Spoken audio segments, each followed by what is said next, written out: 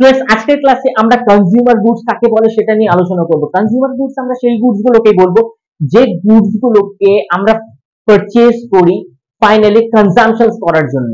সেটাকে সেই গুডস গুলোকে কিনে আমরা আবার বিক্রি করি না, আবার সেটাকে রিসেল করি না। তো এই ধরনের গুডস যখন আমরা কিনে থাকি তখন সেটাকে আমরা কনজিউমার গুডস বলবো। এটাকে আমরা তিনটে ভাগে ভাগ করতে পারি সেগমেন্টে। যেরকম ফার্স্ট হচ্ছে ডিউরেবল।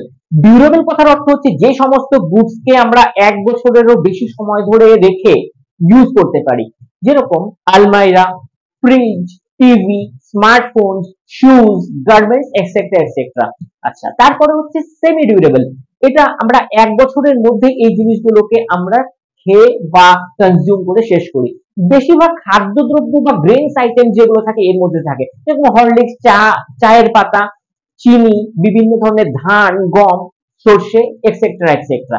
তারপরে আসে নন ডিউরেবল।